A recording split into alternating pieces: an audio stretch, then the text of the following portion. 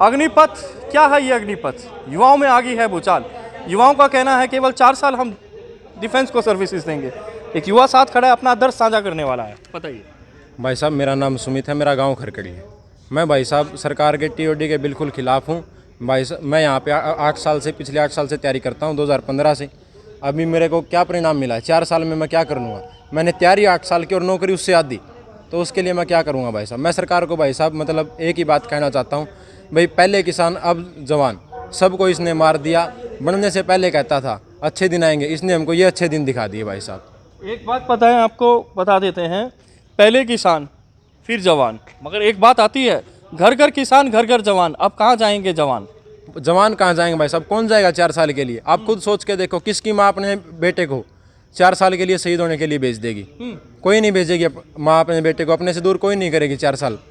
क्या क्या समझेगी वो? 4 साल के बाद क्या मिलेगा उनको? कोई आगे फ्यूचर तो नहीं है। ये तैयार कर रहे हैं सारे अंबानी अडानी की कंपनियों के लिए अच्छे गार्ड्स, जो उनको अच्छा प्रोटेक्ट कर सकें। इसके अलावा सरकार की और कोई नीति नहीं है। सरकार की मंशा क्या है? सरकार की मंशा ये है कि फौज को कमज़ोर किया जाए। अब आप खुद सोच के देखो, एक तो 22 साल का बच्चा है और अब जो एक है 35-36 के, अगर वार के हिसाब से देखें तो उनका अच्छा एक्सपीरियंस रहेगा या इनका रहेगा? आप खुद सोच सकते हो। तो शॉर्ट में क्या बताएंगे? चैनल बीबीसी के द्वारा क्या बताने वाले हैं? चैनल बीबीसी के द्वारा मैं यही बताना चाहता हूं भाई साहब, हिसार से हमारा पूरा ग्रुप जो यहाँ पे रनिंग करते हैं, जो तैयारी करते हैं, सभी टीओडी के बिल्कुल सख्त खिलाफ हैं। वो यही चाहते हैं कि टीओडी वापस हो, पुरानी भर्ती प्रक्रिया ही पहले जैसे होती थी वैसे ही लागू और नई भर्ती करवाई जाए। मेरा भाई साहब नाम है सुमित वत्स, मेरा गाँव खरकड़ी है। भाई साहब, मैं इस टीओडी के सख्त खिलाफ हूँ। मोदी साहब ने भाई साहब अपने देश की समझ रखा। अपना हरियाणवी में कहावत है, वह घर की बहिर काका लिखनियाँ। भाई सीए आया, किसी मुसलमान भाई तक कुछ नहीं दे रहा था। अच्छा, कृषि कानून आए, किसी किसान तक कोई सहमति नहीं थी। अच्छा भाई साहब, उसके बाद उससे पहले अपनी नोटबंदी आई, किसी अर्थशास्त्री को कुछ समझ में नहीं आया भाई वो क्या हो गया। ये टीओडी आ गया, किसी जो भी रक्षा विशेषज्ञ उसको कुछ समझ में नहीं आया भाई टीओडी का मतलब क्या है। क्योंकि भाई साहब 4 साल की फौज तक क्या मिला है? आप एक बालक ने लेके देखो, 17 साल का भर्ती हुआ, 21 साल की एज में वो रिटायर हो जाएगा। बालक बुद्धि है भाई, 21 साल की एज में क्या समझ ले बालक?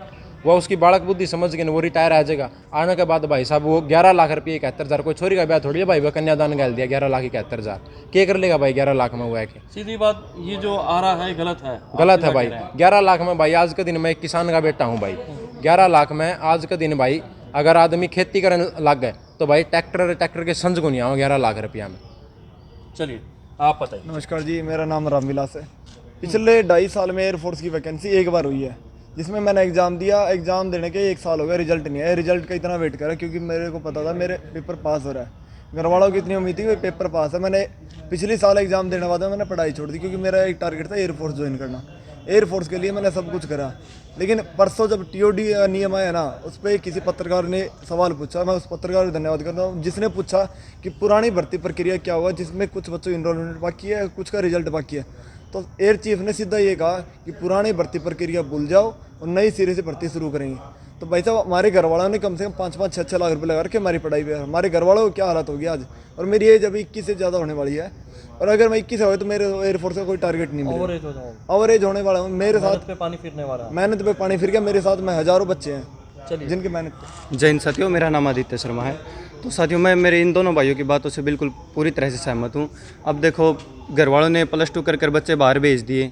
हम 16-16 साल के बाहर भेज दिए कि तुम फौज की तैयारी करो। हमें भी शुरू से सपना था हम फौज में जाएंगे, और अब 4 साल के लिए कर दिया। अब दुख तो होता है, आप बताओ सर, दुख होता है ना?